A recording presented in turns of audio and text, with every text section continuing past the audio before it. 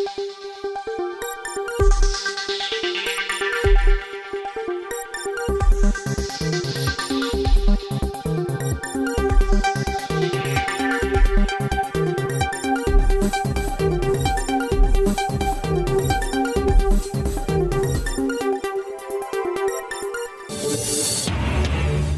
মামলায় গ্রেপ্তার ইনু মেনন দীপু পলক। বাজার থেকে উধাও বোতলজাত সয়াবিন। বাস কাউন্টার দখল নিয়ে বিএনপি দুপক্ষের সংঘর্ষ, দোকান ভাঙচুর। এবং সর্বশেষ জানাবো, পতনের আগেও 60,000 কোটি টাকা ছাপে আওয়ামী লীগ সরকার। শুনছিলেন সংবাদ শিরোনাম, এবারে বিস্তারিত। নতুন মামলায় গ্রেপ্তার ইনু মেনন দীপু পলক। রামপুরা হাতিরঝিল ও শাহবাগ থানার নতুন মামলায় গ্রেপ্তার দেখিয়ে কারাগারে পাঠানো হয়েছে পতিত স্বৈরাচার সরকারের সাবেক 4 মন্ত্রী প্রতিমন্ত্রীকে। সকালে এসব মামলায় ঢাকার চিফ মেট্রোপলিটন ম্যাজিস্ট্রেট আদালত তাদের গ্রেপ্তার দেখিয়ে কারাগারে পাঠানোর নির্দেশ দেন। নতুন মামলায় গ্রেপ্তার দেখানো 4 জন হলেন সাবেক ডাক, টেলিযোগাযোগ ও তথ্য প্রযুক্তি প্রতিমন্ত্রী জোনায়েদ আহমেদ পলক, সাবেক সমাজ কল্যাণ মন্ত্রী ডক্টর দীপু মনি, সাবেক তথ্যমন্ত্রী হাসানুল হক ইনু এবং সাবেক সমাজ কল্যাণ মন্ত্রী রাশেদ খান মেনন। রাষ্ট্রপক্ষের আইনজীবী জানান, জুলাই আগস্টের গণহত্যায় তাদের প্রত্যক্ষ পরোক্ষভাবে মদত রয়েছে। এর আগেও বিভিন্ন মামলায় রিমান্ডে ছিলেন তারা। হাতিরঝিল থানার খালেদা জিয়ার গাড়ি বহরে হামলার মামলায় হাসানুল হক ইনু, রাশেদ খান মেননকে গ্রেপ্তার দেখানোর আদেশ দেন আদালত। শাহবাগ থানার নতুন হত্যা মামলায় দীপু মনি ও জোনায়েদ পলককে এবং রামপুরা থানার নতুন হত্যা মামলায় হাসানুল হক ইনুকে গ্রেপ্তার দেখানোর নির্দেশ দেওয়া হয়। বাজার থেকে উধাও বোতলজাত সয়াবিন।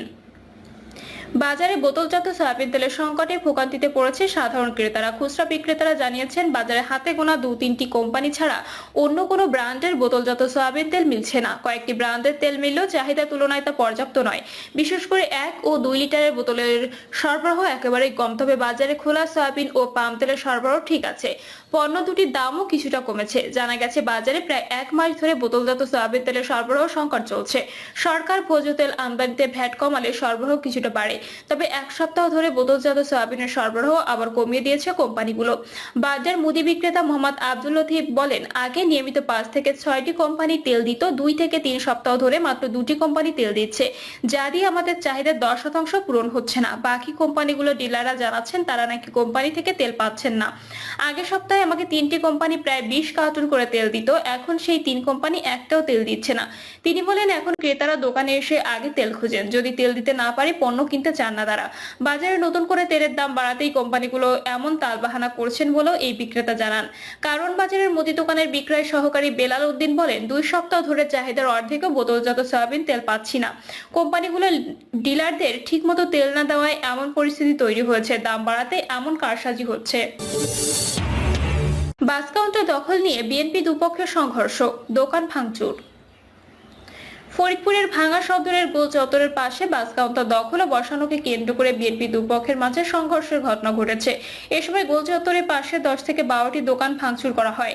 রাতে ভাঙা উত্তরপাড় গোল চত্বর সংলগ্ন স্থানে ঘটনা ঘটে। তবে কোনো পক্ষের কেউ মারাত্মক আহত হয়নি বলে জানা গেছে।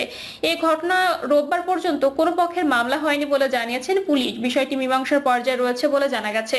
তবে উভয় পক্ষের মাঝে উত্তেজনা চলছে। স্থানীয় সূত্রে জানা যায়, গত 5ই আগস্টের পরে ভাঙা গোল চত্বর এলাকায় বাস কাউন্টার দখলে নেন ভাঙা উপজেলা বিএনপির সাধারণ সম্পাদক হাবিবুর রহমান মুন্সির চাচাতো ভাই ফারুক মুন্সি গ্রুপ। এ নিয়ে গত কয়েকদিন ধরে ভাঙা পৌর বিএনপির আহ্বায়ক মিজানুর রহমান পান্নার ভাতিজা মাহফুজ আরেকটি অস্থায়ী কাউন্টার স্থাপন করেন। এরপর শনিবার পান্না গ্রুপের কাউন্টার ভাঙচুর করলে উত্তেজনার সৃষ্টি হয়। এ নিয়ে দুপক্ষের মাঝে ধাওয়া পাল্টা ধাওয়া চলতে থাকে। এ সময় ফারুক মুন্সি গ্রুপের সঙ্গে যোগ দেয় বৈশাখালী প্রাম এবং পান্না গ্রুপের সঙ্গে যোগ দেয় পশ্চিম হাসামদিয়া, নূরপুর ও হাজারাহাটি গ্রামের মানুষ। খবর পেয়ে ভাঙ্গা থানা পুলিশ ঘটনাস্থলে পৌঁছে পরিস্থিতি নিয়ন্ত্রণে আনে। ততক্ষণে বাস স্ট্যান্ডে 10 থেকে 12টি দোকানে ভাঙচুর করা হয়। এই ঘটনায় ভাঙ্গা উপজেলা বিএনপির সাধারণ সম্পাদক মুন্সি হাবিবুর রহমান জানান, বিএনপির কিছু লোক ফারুক সহ 20 জন সমর্থক বাস কাউন্টারে কাজ করে। গত কয়েকদিন ধরে মিজানুর রহমান পান্নার লোকজন ওদের সামনে আরেকটি কাউন্টার বসে সমস্যার সৃষ্টি করে। এ নিয়ে 2 গ্রুপের মাঝে সংঘর্ষ হয়। তবে বিষয়টি আমি জেলা বিএনপি নেতাদের অবহিত করেছি, তারা মীমাংসার জন্য জেলায় ডেকেছেন। ভাঙ্গা পৌর বিএনপির আহ্বায়ক মিজানুর রহমান পান্না জানান, হাবিব মুন্সির চাচাতো ভাই ফারুক তিনি পৌর শ্রমিক লীগের সাংগঠনিক সম্পাদক। এরা 5 আগস্টের পরে কাউন্টার দখল করে নেয়। গত 3 দিন ধরে আমার এক দূর সম্পর্কের ভাতিজা মাহফুজ বিএনপি দুর্দিনের সাথী ও আমার আরেক ভাতিজা পরশ, ওর বাবা 5 বছর বয়সে মারা যায়। এরা একটা টেবিল ছাতা দিয়ে বসিয়েছে, সেগুলো হাবিবের লোকজন ভাঙচুর করেছে। অথচ হাবিবের ছেলে প্রকাশ্যে সাবেক এমপি নিক্সন চৌধুরীর দল করেছে। ফলে মাহফুজ তার নূরপুর গ্রামে কিছু লোকজন নিয়ে খাওয়া দাওয়ার ব্যবস্থা করেছে। সেখানে গিয়ে বাইশাখালীর লোকজন মহড়া দেয়, তখন তারা ঘুরে দাঁড়িয়েছে। আমি ঘটনার বেগতিক দেখে উভয়ের ক্ষতি থেকে বাঁচাতে থানায় গিয়ে বিষয়টি পুলিশকে অবহিত করেছি। হাবিবের লোকজন সকালে আমার বাড়িতে শীট পাটকেল ছুড়ে হামলা চালিয়েছে। জেলা নেতাদের বিষয়টি অবহিত করেছি, তারা আমাকে জেলায় ডেকেছে, তারা যেটা করেন মেনে নিব। ভাঙ্গা থানার ওসি মোকসেদুর রহমান জানান, বাস স্ট্যান্ডে কাউন্টার নিয়ে দুই গ্রুপের মাঝে সংঘর্ষ খবর পেয়ে ঘটনাস্থলে পৌঁছে পরিস্থিতি স্বাভাবিক করেছি।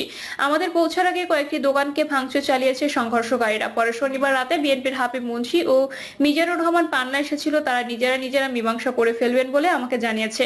তবে এখনো পর্যন্ত কোনো পক্ষের অভিযোগ পায়নি, পেলে আইনি ব্যবস্থা নেওয়া হবে। পতনের আগেও 60,000 কোটি টাকা ছাপে আওয়ামী লীগ সরকার। প্রধান উপদেষ্টার প্রেস সচিব শফিকুল আলম জানিয়েছেন, পতনের আগেও পাচারের জন্য 7,000 কোটি টাকা ছাপিয়েছে শেখ হাসিনা সরকার। বাংলাদেশের অর্থনৈতিক পরিস্থিতি বিষয়ক শ্বেতপত্র প্রকাশের বিস্তারিত তথ্য তুলে ধরতে প্রেস ব্রিফিং এর আয়োজন করা হয়। এর আগে সকালে প্রধান উপদেষ্টা অধ্যাপক মোহাম্মদ ইউনূসের কাছে তার তেজগাঁও কার্যালয়ে শ্বেতপত্রের খসড়া রিপোর্ট হস্তান্তর করেছে কমিটির প্রধান ডক্টর দেবপ্রিয় ভট্টাচার্য। শফিকুল আলম বলেন, এস আলমকে টাকা পাচারের সুযোগ করে দিতে ক্ষমতা হারানোর কিছুদিন আগেও শেখ হাসিনা সরকার 60,000 কোটি টাকা ছাপিয়েছিল। শ্বেতপত্রের প্রতিবেদন নিয়ে প্রেস সচিব বলেন, শেখ হাসিনা শাসনামলে দেশে মহা চুরির চিত্র তুলে ধরা হয়েছে অর্থনৈতিক অনিয়মের শ্বেতপত্র প্রণয়ন কমিটির প্রতিবেদনে। উন্নয়নের বয়ানের পোস্টমর্টেম করা হয়েছে অর্থনৈতিক শ্বেতপত্র। যে চিত্র বেরিয়ে এসেছে তা ভয়াবহ। চোখের সামনে একটা বিশাল লুটপাট হয়েছে। অধ্যাপক ইউনূস সব শুনে বলেছেন, আমরা আতঙ্কিত। এই লুটপাটের চিত্র পাঠ্য বইয়ে আসা উচিত। তিনি জানান, প্রধান উপদেষ্টা বলেছে, আমরা আতঙ্কিত।